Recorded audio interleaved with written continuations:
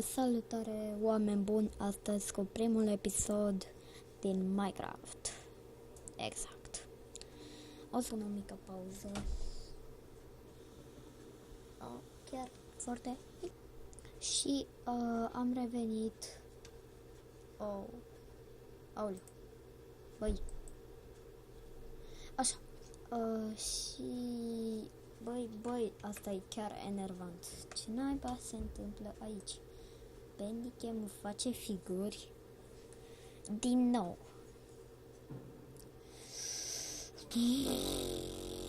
Nu știu ce să mai fac cu Bandicam-ul ăsta. Și azi vreau să joc pe un server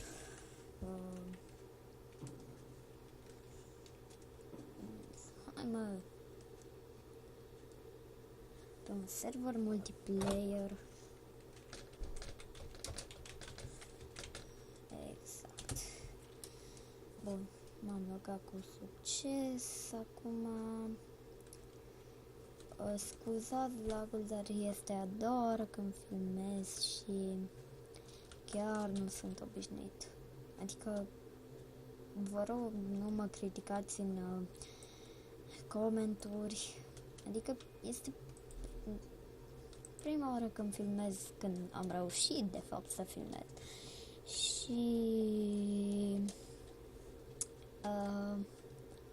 este prima oară când filmez și Minecraft și văd că Bandicam-ul se cam joacă cu mine azi. Ok. Aoleu. Da, se joacă cu mine Bandicam. Bă, mai încet, ho. Doamne ferește. Ce-ai puțin, mă? Da. Și ce o să fac eu acum? O să vă prezint doar serverul. Deocamdată nu o să joc, nu prea am cum să joc cu figurile astea ce mi le face Bandicam-ul. Da, deci este un server românesc cu, o să vedeți voi acum, are Skyblock, are creativ, are factions, are survival games, kit PvP și Snow War. Așa.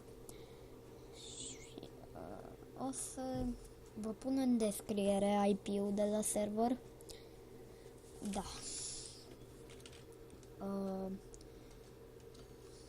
Și nu prea am cu ce să vă mai prezint. Serverul, din păcate, încă îmi face prostii Bandicam-ul, așa că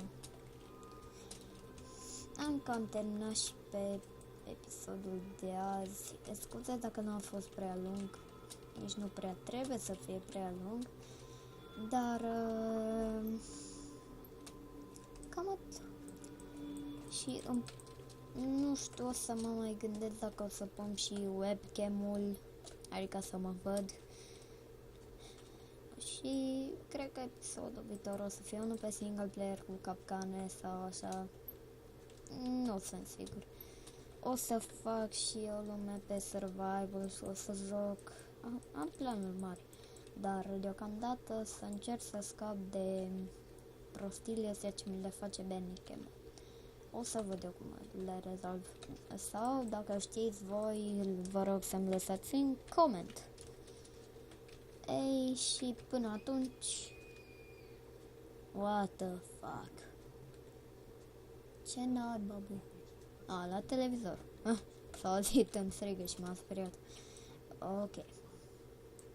Da, deci cam atât și cu episodul de azi o să mai fac și unele videouri. O să fac și cu ăsta Euro Truck Simulator și cu Counter, dacă vreți, cu Need for Speed și Most Wanted, dar și Underground și Scania Truck Driving Simulator și GTA San Andreas, Mafia 2 o să fac sigur și mai văd eu.